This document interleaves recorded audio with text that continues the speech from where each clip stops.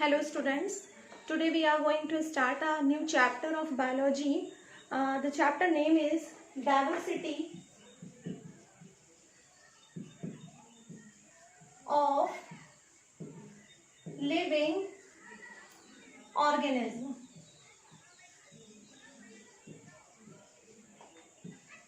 Diversity of living organism. This chapter is taken from the 11th class NCERT book and this is also in 9th class syllabus. So let's start. First we have to understand what is the meaning of diversity. Diversity means variety. And you know very well what is the meaning of living and organism. So we have variety of organism living on this earth. अगर हम एक pond में देख लें या एक land पर देख लें या ट्री पर देख लें तो हम पाते हैं कि वहाँ पे हजारों लाखों तरह की वैरायटीज हमें लिविंग ऑर्गेनिज्म में देखने को मिल जाती हैं और यही सब कुछ हम इस चैप्टर में पढ़ेंगे.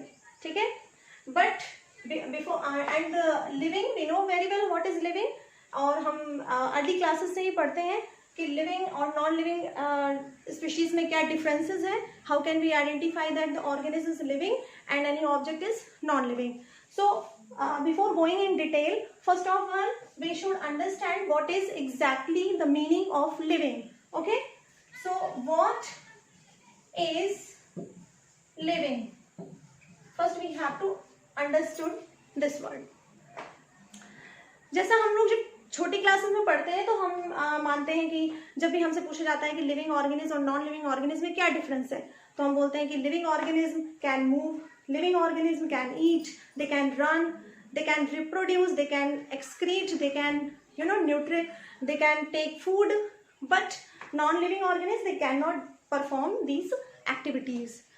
But in case of senior classes the differences are some difference. Okay, so we can say the organism which show growth, which show reproduction, which show respond to stimuli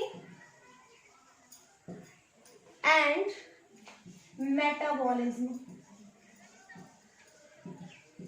क्योंकि हम सीनियर क्लासेस के basis पे पढ़ाई कर रहे हैं तो हम यहाँ पे देखेंगे कि जो ऑर्गेनिज्म ग्रोथ दिखा रहा है, जो ऑर्गेनिज्म रिप्रोडक्शन दिखा रहा है या जिसमें रिस्पॉन्ड टू स्टिमुली देखने को मिल रहा है या जिसमें मेटाबॉलिज्म की प्रोसेस देखने को मिल रही है, क्या हम उन्हें लिविंग बींग्स कह सकते हैं? Definitely obviously we can say living organism अगर उनमें ये सारी प्रॉपर्टीज हमें देखने को मिलती हैं. बट यहाँ पर कौन सी प्रॉपर्टी को actual definition of living beings माना जाए या ना माना जाए इसके बारे में हम यहाँ पे डिस्कस करेंगे. जाहिर सी बात है कि ग्रोथ लिविंग ऑर्गेनिज्म में ही देखने को मिलेगी. जो लिविंग होगा वो ग्रोथ करेगा, नॉन लिविंग तो ग्रोथ करेंगे नहीं.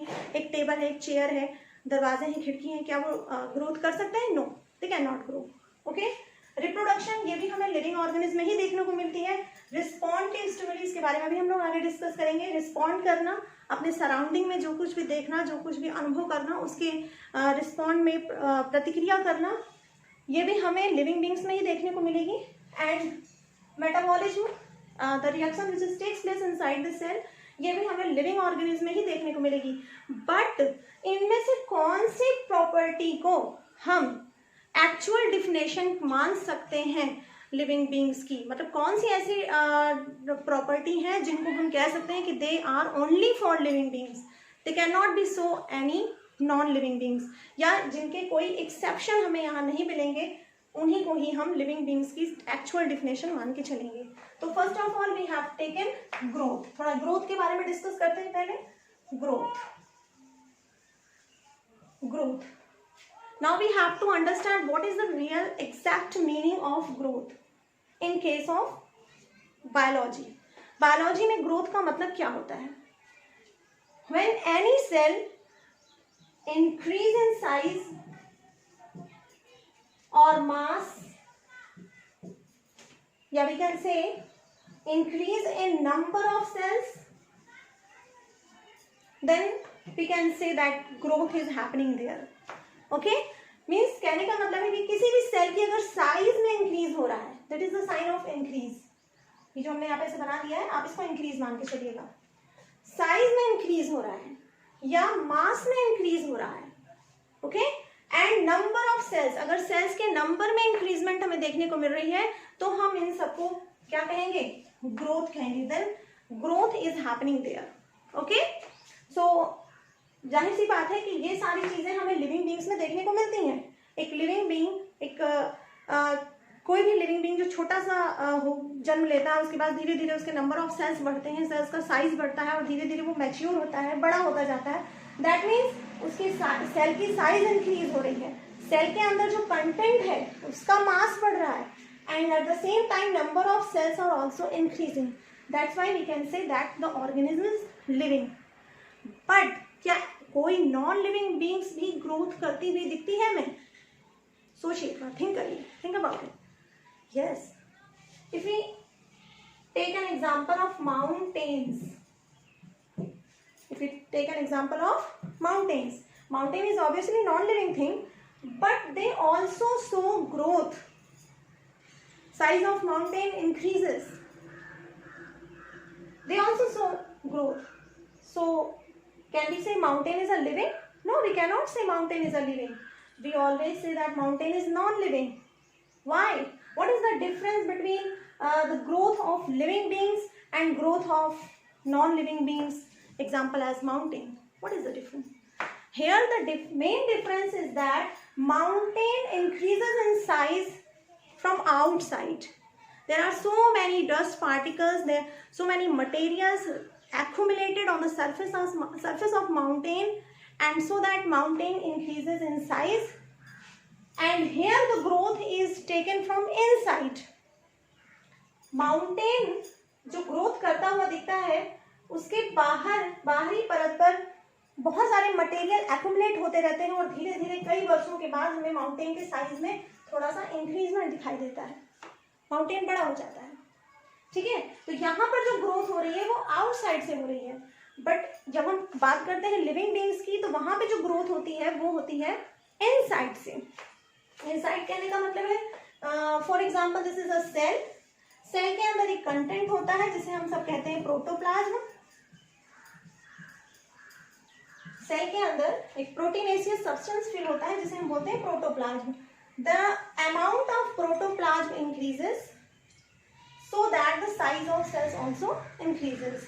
तो यहाँ पे जो ग्रोथ हो रही है, in case of living being जो ग्रोथ हो रही है वो प्रोटोप्लाज्म के इंक्रीजमेंट से ग्रोथ हो रही है, means growth is started from inside. But in case of mountain which is non living beings, here the growth is started from the outside, but growth is happening in living beings as well as in non-living beings. So, growth एक property तो है living beings की, but it is not a defining character of living beings. सिर्फ growth होने से ही हम किसी भी object को, किसी भी thing को living thing नहीं कह सकते, because यहाँ पर हमने एक section भी देखा कि कुछ non-living beings भी हैं जो growth दिखाते हैं, growth show करते हैं। तो हमारा conclusion क्या निकलता है? कंक्लूजन ये निकलता है कि growth is not a defining character of living system. Okay, conclusion निकलता है growth can not B a defining character of living system. इसको आप नोट करिएगा अपनी नोटबुक में। उसके बाद next move towards the other property which is reproduction. अब हम देखते हैं कि रिप्रोडक्शन क्या है। ओके,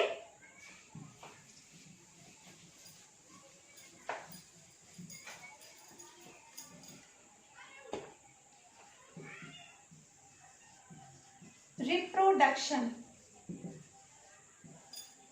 रिप्रोड्यूस करना। ओके, हम लोगों ने अर्लियर क्लासेस से ही पढ़ा है कि जितने भी लिविंग ऑर्गेनिज्म होते हैं they have ability to reproduce, they can give birth to new ones. Okay, तो रिप्रोडक्शन जाहिर सी बात है लिविंग बींग्स में ही होगा। Every living organism can only show this property, but there are some exception also. एक एग्जाम्पल हम लेते हैं म्यूल का, मूस। mules. It is a horse species. ये एक हॉर्स की स्पीशीज है और ये होते हैं sterile. They are sterile variety. Mule horse की वैरायटी है, दैट मीन्स ये लिविंग है. Obviously it is living, but at the same time it is sterile. Sterile का मतलब समझिएगा, स्टेराइल का मतलब एक होता है infertile. Infertile, okay, infertile. Now you can understand what is the real meaning of sterile and infertile. Infertile means the person who is unable to reproduce. ओके, तो मूल जो होते हैं वो इनफर्टाइल होते हैं. और ऐसे ही और भी बहुत सारे हमारे पास एग्जाम्पल है, सिर्फ मूल नहीं है. Another example is worker bees. Worker bees जो होते हैं ये भी इनफर्टाइल होते हैं. They are also infertile. And not only animals, they are some human beings are also infertile. There may be so many reasons for the infertility of human beings, but there also may be infertile. So हमने देखा कि reproduction living beings का एक character है, ये हम छोटी classes से ही पढ़ते आ रहे हैं. बट यहाँ पर हम क्या देख रहे हैं कि कुछ ऐसे लिविंग बींग्स हैं जो रिप्रोडक्शन करने में कैपेबल नहीं है. They are not capable to reproduce, such as mule, worker bees and some human beings also.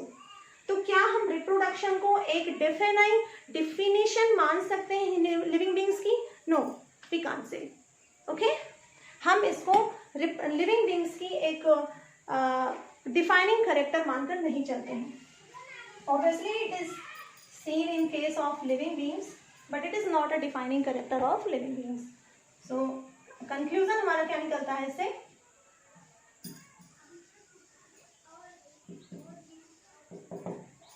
Conclusion is that reproduction cannot be a defining character of living beings. Then what is exactly the definition of living beings? Okay, let's move towards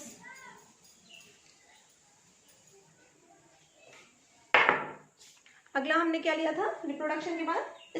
respond to stimuli. Okay, let's understand what is exactly the meaning of respond to stimuli.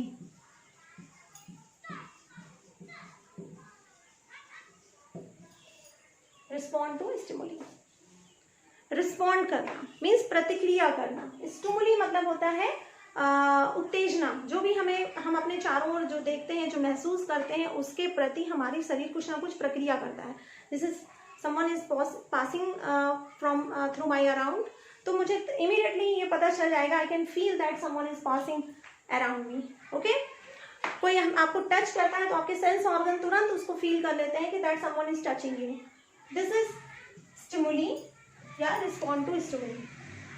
अब ये quality तो जाहिर सी बात है कि सिर्फ living beings में ही होगी, but there are also some exception here.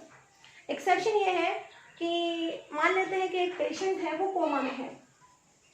A person who is in coma. अब क्या होगा? जो पर्सन कोमा में होगा, क्या वो रिस्पॉन्ड करेगा स्टिमुली से? हम उसको टच करेंगे तो वो अपना हाथ हटाएगा, हम उसको सुई चुभाएंगे तो क्या उसको कुछ रिस्पॉन्ड होगा? वो अपना हाथ हटाएगा? नहीं, वो रिस्पॉन्ड नहीं करेगा. That is why such patient are called in coma. इसीलिए तो हम उनको कहते हैं कि वो कोमा में है. कोमा में होने की यही तो क्वालिटी होती है, यही डिसक्वालिटी होती है कि वो किसी भी चीज से रिस्पॉन्ड नहीं करेंगे. तो क्या हम उनको नॉन लिविंग मान लेंगे? वो नॉन लिविंग है? No, they are living. But why? But क्योंकि वो तो रिस्पॉन्ड नहीं कर रहे हैं ना स्टिमुली के. वो रिस्पॉन्ड नहीं कर रहे हैं, बट जब डॉक्टर उनको ड्रग्स देते हैं, इंजेक्शन देते हैं, एंड अदर मेडिकेशन जब उन्हें देते हैं, उस पेशेंट को ड्रग देंगे, इंजेक्शन देंगे, मेडिकेशन देंगे, तो वो बाहर से भले वो आपको रिस्पॉन्ड नहीं दिखाई दे रहा है, but inside his body is responding. उसकी बॉडी में हमें रिकवरी देखने को मिलती है, उसकी बॉडी के अंदर रिएक्शन हो रहा है, रिस्पॉन्ड कर रही है उसकी बॉडी। और जब तक उसकी बॉडी अंदर से उन ड्रग्स का, उन इंजेक्शन के प्रति रिस्पॉन्ड कर रही है, तब तक हम उसे लिविंग बीइंग्स मान के ही चलेंगे। एंड जब उसका रिस्पॉन्डिंग खत्म हो जाएगा ड्रग्स का इंजेक्शन से, उसको कोई, उसकी बॉडी पर कोई रिस्पॉन्ड नहीं होगा, कोई असर नहीं पड़ेगा, देन हम उसको क्या कहेंगे? The person is not living, that means he is dead. Okay, तो that means respond to stimuli is a defining character. We can say it is a defining character of living beings. Only living beings can show this property. Okay? तो conclusion यहाँ निकलता है कि respond to stimuli can be taken as a defining property of living beings. Okay, respond to stimuli हो गया, growth हो गया, reproduction हो गया। उसके बाद आते हैं मेटाबॉलिज्म पर। मेटाबॉलिज्म क्या कहता है? क्या हम मेटाबॉलिज्म के आधार पर ये कह सकते हैं कि that given organism is living और non living? Metabolism, first of all we have to understand what is metabolism. Any reaction which takes place inside the cell और an organism is called metabolism. कोई भी reaction जो हमारी cell के अंदर होती है, obviously cell is only present in living beings. Okay, तो सेल तो सिर्फ लिविंग बीइंग्स में होती है, that means metabolism can be a defining character of living beings also.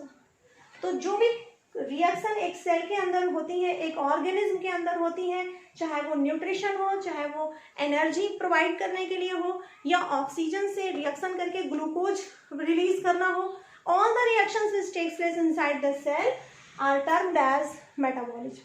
Okay, तो मेटाबॉलिज्म को हम डिफाइनिंग कैरेक्टर कह सकते हैं, क्योंकि ये सिर्फ सेल्स में होती हैं, और सेल तो सिर्फ लिविंग बीइंग्स में ही होती है। नॉन लिविंग बीइंग्स में हम सेल नहीं पढ़ते, हम एटम्स, मॉलिक्यूल्स, ये सब पढ़ते हैं। ओके, तो metabolism can be a defining character of living beings.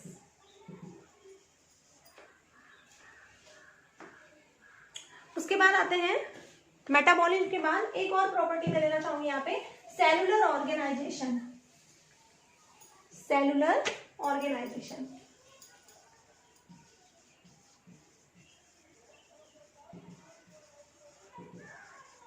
Cellular organization, जैसे कि अभी हमने बोला कि मेटाबॉलिज्म सेल्स में होने वाली रिएक्शन को मेटाबॉलिज्म बोलते हैं, यानी कि सेल्स होना भी एक लिविंग ऑर्गेनिज्म की प्रॉपर्टी है। मींस जो भी लिविंग ऑर्गेनिज्म होंगे उनकी बॉडी किससे बनी होगी? सेल से बनी होगी। सेल इज द बेसिक, या you can say it is the unit of structure and functional of all living beings. It is the basic unit of all the living beings. तो cellular organisation देखने को मिलता है सभी living beings में। Means living beings की body cells से बनी होती है, whether it can be one cell और number of so many cells. बहुत सारी सेल्स भी हो सकती हैं, एक सेल भी हो सकती है, बट सेलुलर ऑर्गेनाइजेशन हमें डेफिनेटली देखने को मिलेगा लिविंग बीइंग्स में। तो it is also a property of living beings.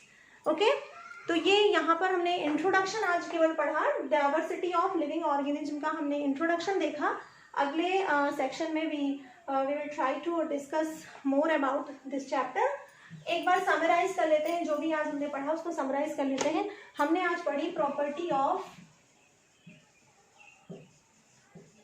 Living, property of living, growth.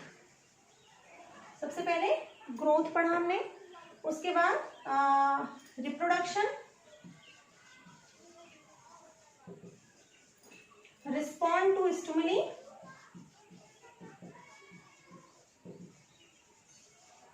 और उसके बाद metabolism, and after that cellular organization. Cellular organization means ये सारी प्रॉपर्टी हमें देखने को मिलती है किसी भी लिविंग बीइंग्स में। ओके, सारी प्रॉपर्टी लिविंग बींग्स में होंगी, बट इनके कुछ एक्सेप्शन है, इसलिए हम इन सभी प्रॉपर्टी को लिविंग बींग्स की डिफाइनिंग प्रॉपर्टी मानकर नहीं चलते।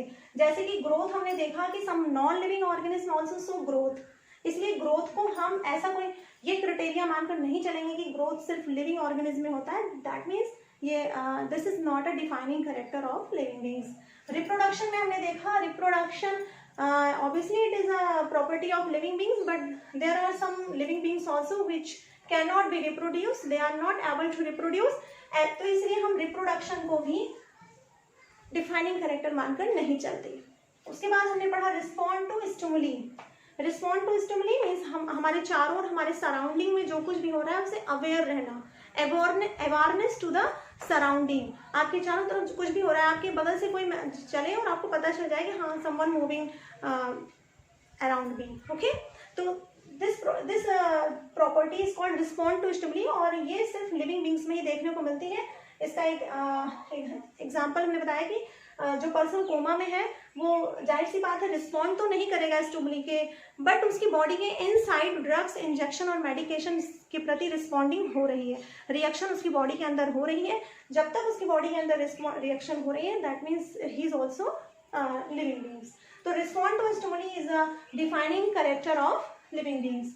Metabolism is also a defining character of living beings, because cell के अंदर जो भी रिएक्शन होती हैं वो मेटाबॉलिज्म कहलाती हैं, और अगर सेल के अंदर रिएक्शन हो रही है that means the organism is included under living organism.